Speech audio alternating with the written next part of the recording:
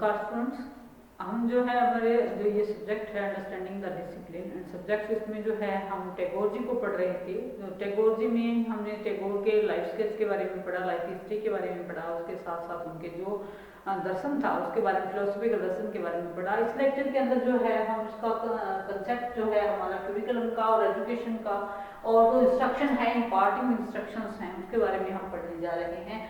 तो जो अगर हम शिक्षा के साथ इसको जोड़ के देखें तो मीनिंग ऑफ एजुकेशन हम बात कर रहे हैं। इसमें ये कहते हैं कि जो शिक्षा है वो क्या है। तो शिक्षा जो है वो कहते हैं कि the highest education is that which makes our life in harmony with our existence, with our existence. The highest education is that which makes our life in harmony with our existence. की जो शिक्षा है हमारी वो क्या है, वो हमारा हर जगह अस्तित्व बनाती है, हमारा सर्वांगीण विकास करती है, हमारे जीवन के हर पक्ष का विकास करती है। ठीक है, और संपूर्ण सृष्टि से क्या है, हमारा जो जीवन है उसका सामंजस्य बनाती है। अगर एडजेक्ट वर्ड में हम बात करें तो जो संपूर्ण हमारी जो सृष्टि है उसके साथ जो सामंजस्य का कारण है वो क्या है, वो कौन है, एजुकेशन है। तो हमें एजुकेशन क्या है, एजुकेशन जो है वो जो हमारा संसार है, संसार के अंदर क्या है, हम रहते हैं, जो हमारा घर है, जो हमारा परिवार है, ठीक है, उसके अंदर जो चीजें हैं हमारे पास, जड़ रूप में भी चीजें हैं, चेतन रूप में भी हमारे पास चीजें हैं। इसके साथ साथ कुछ उसमें हमारे पास सजीव भी हैं, कुछ निर्जीव भी हैं, कुछ बोलने वाली हैं, कुछ बिना बोलने वाली हैं, है ना, कुछ अस्तित्व में आने वाली हैं, कुछ रिजेक्ट चीजें भी हैं हमारे पास। तो ये सारी की सारी चीजों का जब कोऑर्डिनेशन होता है, जब समन्वय होता है, इंटीग्रेशन होता है इन चीजों का, उसका जो डेवलपमेंट है वो कैसे होगा, शिक्षा के द्वारा होगा। और ये हर एक चीज क्या है, हमें शिक्षा देती है, कोई कम कोई ज्यादा। ठीक है, तो टैगोर जी कहते हैं कि शिक्षा केवल जो है आवागमन से नहीं, बल्कि जो हमारी सामाजिक व्यवस्था है, जो आर्थिक व्यवस्था है, उसके साथ साथ जो राजनीतिक व्यवस्था है, मानसिक व्यवस्था है, ठीक है, ये सारी चीजें जो है वो व्यक्ति को क्या है, ज्ञान देती हैं और मुक्ति की तरफ ले जाती है। ठीक है, अब जो हम बात करें कि टैगोर के अनुसार शिक्षा क्या है, कोई आर्टिफिशियल चीज नहीं है। ये कहते हैं कि जब बच्चे को हम नेचर के अंदर ले जाकर के बच्चे को पढ़ाते हैं, प्रकृति की गोद में बच्चे को पढ़ाते हैं, तो वहां पर आर्टिफिशियलिटी का जो कंसेप्ट है वो खत्म हो जाता है। वहां पर बच्चे को हमने डायरेक्ट एजुकेशन बच्चे को देनी है, हर काम को वो कर करके सीखे, जो है अनुभव के द्वारा सीखे, अपनी इंद्रियों का प्रयोग करे। और क्या है, एक जो शिक्षक है वो भी क्या है, वो शिक्षक उसका उस काम में मदद करे। ठीक है, क्योंकि एक इनकी फेमस डेफिनेशन मुझे याद आ रही है, ये कहते हैं कि एक जो लैंप है वो दूसरे लैंप को तब जला सकता है जबकि वो खुद जल रहा होता है, कि एक मोमबत्ती दूसरी मोमबत्ती को तभी जलाएगी जब वो खुद जलेगी। तो इसका मतलब क्या है कि एक जो शिक्षक है, एक जो बच्चे को एजुकेशन हमने देनी है, वो खुद कब दे सकता है, वो तब दे सकता है जब जो अध्यापक है वो खुद सीख रहा होता है। और शिक्षण की जो प्रक्रिया है ये कभी खत्म होने वाली प्रक्रिया नहीं है, व्यक्ति आजीवन सीखता रहता है। और जो बच्चा है वो शिक्षा का केंद्र बिंदु है। शिक्षा का केंद्र बिंदु होते हुए उसे क्या है, अपने अध्यापक का सम्मान करना है, प्रकृति का सम्मान करना है। जो एक अच्छा हार्मोनियस डेवलपमेंट जो हमें चाहिए वो कैसे संभव है, वो सबके समन्वित रूप से या कोऑर्डिनेशन से ही संभव है। अब हम देखते हैं शिक्षकों की जो शिक्षा है वो 3 रूपों के अंदर इन्होंने डिफाइन की है। सबसे पहले एजुकेशन एज इनलाइटमेंट, शिक्षा जो है वो आत्म प्रकाश के रूप में, जो कहता है कि जो एजुकेशन है उसके द्वारा हम अपनी आत्मा को प्रकाशित कर सकते हैं, हम ज्ञान प्राप्त कर सकते हैं, किसी भी विषय से संबंधित, किसी भी वस्तु से संबंधित, संसार से संबंधित। और इस संसार भौतिक संसार है चाहे हमारा आध्यात्मिक संसार है, हर एक जो कंसेप्ट है वो क्या है, हम शिक्षा के द्वारा जो है हम उसको अनलाइटन कर सकते हैं। हम अपने जो है वो हमारे अंदर जो एक अंधकार जिसको हम कहते हैं कि जब तक हम खुद को नहीं जानते हैं तब तक जो है वो अज्ञानता के अंधकार में रहते हैं, लेकिन हम ज्ञान की रोशनी के द्वारा, शिक्षा के द्वारा खुद को प्रकाशित कर सकते हैं। सेल्फ इनलाइटमेंट जो है वो हम कर सकते हैं। ठीक है, और शिक्षा का काम क्या है, एक व्यक्ति को एक सुधारक के रूप में शिक्षा काम करती है। और साथ ही साथ क्या है, ये एक बहुत वाइड प्रक्रिया है, वाइड प्रोसेस है शिक्षा, जो जीवन भर व्यक्ति के अंदर क्या है, अंतिम गुणों का विकास करती है। जीवन भर जब तक व्यक्ति जन्म से लेकर के मृत्यु तक व्यक्ति क्या है, कुछ न कुछ सीखता रहता है। एजुकेशन जो है वो कभी ना खत्म होने वाली एक ऐसी कंसेप्ट है। रूप उसका फॉर्मल भी हो सकता है एजुकेशन का और इनफॉर्मल भी हो सकता है। ठीक है। दूसरा क्या है, इन्होंने बात की है कि एजुकेशन एज डेवलपमेंट सोर्स, कि जो शिक्षा है वो क्या है, शिक्षा एवं एक विकासशील प्रक्रिया के रूप में इन्होंने बात की कि जो शिक्षा है वो क्या है, एक विकासशील प्रक्रिया है। जितना व्यक्ति शिक्षित होता चला जाएगा वैसे वैसे उसका डेवलपमेंट होता चला जाएगा। एक व्यक्ति जो कम शिक्षित है, दूसरे व्यक्ति की तुलना में जो व्यक्ति शिक्षित है उसकी तुलना में उसका ज्ञान क्या है, ऑटोमेटिकली कम होता है। तो जैसे जैसे हम बच्चा शिक्षा ग्रहण करता चला जाएगा वैसे वैसे उसका जो डेवलपमेंट है वो होता चला जाएगा। ठीक है, चाहे वो फील्ड कोई भी हो। थर्ड इन्होंने बात की कि एजुकेशन एज हार्मनी, शिक्षा एक समन्वय के रूप में, कि शिक्षा क्या है, शिक्षा का जो समन्वय के रूप में कैसे काम करती है कि व्यक्ति के जीवन का हर पक्ष, चाहे वो आपका शारीरिक पक्ष है, मानसिक पक्ष है, नैतिक पक्ष है, ठीक है, सामाजिक पक्ष है, राजनीतिक पक्ष है, हर एक जो पक्ष है शिक्षा का वो किसके साथ जुड़ा हुआ है, आपका वो शिक्षा के साथ जुड़ा हुआ है। तो हर पक्ष से जो डेवलपमेंट हम बच्चे को चाहिए उसमें जो शिक्षा है काफी मदद करती है, हर पक्ष में उसका समन्वय स्थापित कर सकती है। अब इसके बाद हम बात करते हैं शिक्षा के जो ऑब्जेक्टिव हैं वो कौन कौन से हैं, शिक्षा के सामान्य उद्देश्यों की बात हम करते हैं।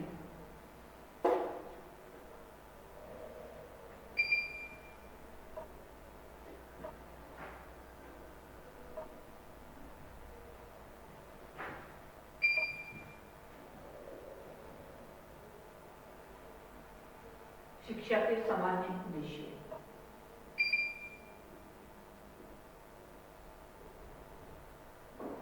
सामान्य उद्देश्य कौन कौन से हैं? सबसे पहले फिजिकल डेवलपमेंट, फिर उसका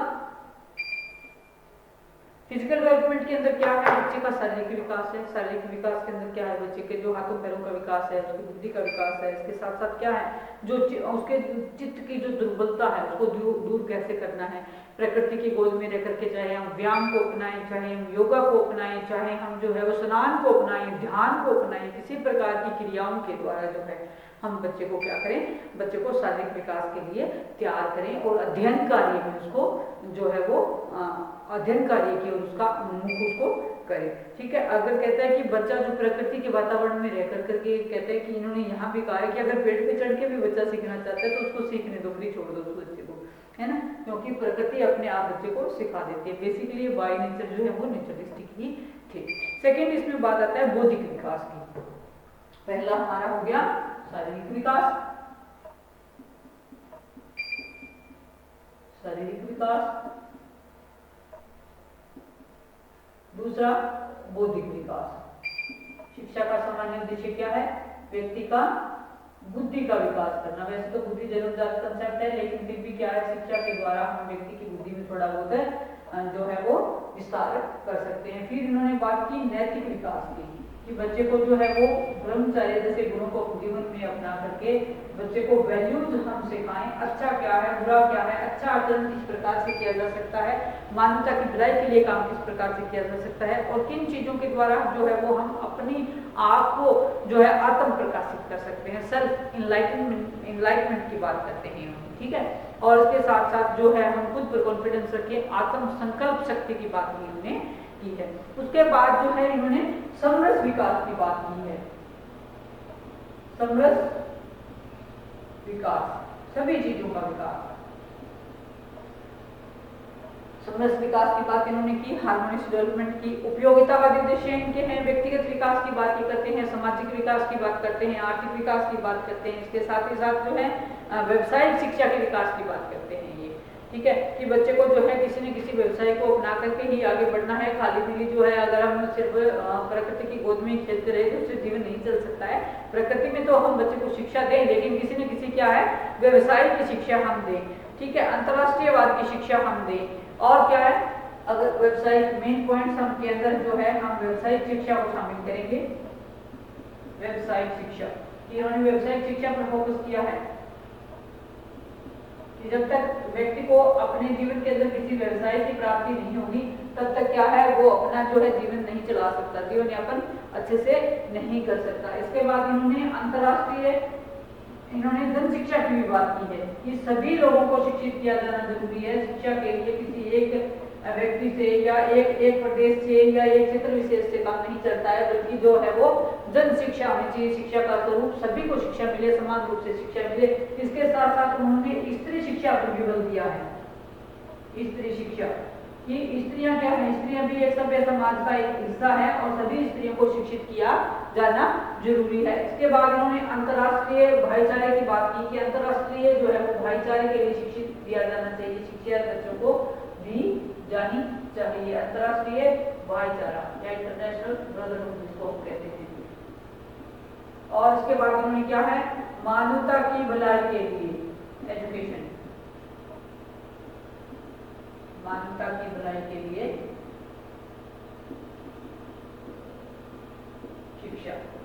शिक्षा का उद्देश्य क्या होना चाहिए, संपूर्ण मानवता की भलाई, केवल और केवल एक प्रदेश या एक क्षेत्र विशेष से जो है वो नहीं, जो है शिक्षा का उद्देश्य है। शिक्षा का उद्देश्य है कि हर एक व्यक्ति का जो है वो विकास हो, चाहे वो देश के किसी भी कोने में, विदेशों में भी किसी भी कोने में रहता हो, लेकिन सभी जो है वो अपने जीवन का जो है वो अच्छी तरह से जीवन यापन कर सके। ठीक है, इसके साथ साथ इन्होंने जो है वो धर्म शिक्षा पर भी इनके विचार थे। राष्ट्रीयता का विकास भी इनका एक उद्देश्य था। मेरे देशों के अंदर राष्ट्रीयता की जो भावना थी, राष्ट्रीयता की भावना या राष्ट्रीयता की शिक्षा इन्होंने दी कि हमें जो है अपने व्यक्तिगत हितों से ऊपर उठ करिए, अपने व्यक्तिगत हितों से ऊपर उठ करके क्या है, राष्ट्र के कल्याण के लिए काम करना है। देशभक्ति का भावना हमारे अंदर होनी चाहिए, जुनून हमारे अंदर होना चाहिए। हम अपने व्यक्तिगत हितों को छोड़ करके देश के लिए काम करें, समाज के लिए काम करें। इसके साथ साथ इन्होंने क्या कहा था, इन्होंने कहा था कि जो धर्म की शिक्षा है वो बच्चे को दें, जन शिक्षा दें, व्यावसायिक शिक्षा दें और शांति निकेतन की स्थापना इन्होंने की थी। शांति निकेतन शिक्षा जो है वो शांतिपूर्ण तरीके से प्रकृति की गोद के अंदर शिक्षा दी जाए। ठीक है, उससे क्या होगा कि बच्चा जो है वो अपनी रुचियों का विकास कर पाएगा, अपनी एफिशिएंसी के अकॉर्डिंग जो है वो पढ़ पाएगा। और उस समय कौन सी प्रणाली थी स्टूडेंट्स, उस समय जो है वो गुरुकुल प्रणाली थी कि गुरुकुल में जो है वो अध्यापक बच्चों को पढ़ाते थे, आश्रम व्यवस्था हुआ करती थी। और उस समय तक क्या था, जो वैज्ञानिक प्रगति इतनी नहीं थी जितनी कि आज के संदर्भ में है। तो और जो 1921 ईस्वी में ये जो विश्व भारती एक अंतर्राष्ट्रीय विश्वविद्यालय के रूप में जो खुला है, ठीक है, ये विकसित हुआ। ये क्या है, ये जो विश्वविद्यालय ये प्रकृति और आत्मा और पूर्व और पश्चिम के समन्वय का प्रतीक है। जो विश्व भारती विश्वविद्यालय या सेंट्रल यूनिवर्सिटी विश्व भारती के नाम से जाना जाता है, ये क्या है, ये यहाँ पर देश विदेश से बच्चे जो आकर के शिक्षा ग्रहण करते हैं, तो यहाँ पर पूर्व और पश्चिम जैसे के समन्वय की भावना हमें देखने को मिलती है और ये नेचुरल इन्वायरमेंट के अंदर है। ठीक है, और ये राष्ट्रों पर क्या है, ये जो अंतर्राष्ट्रीय जो भाईचारा है या भ्रातृत्व की जो भावना है उस पर इन्होंने क्या है, इसमें यहाँ पर इसकी भावना जो है वो हमें देखने को मिलती है।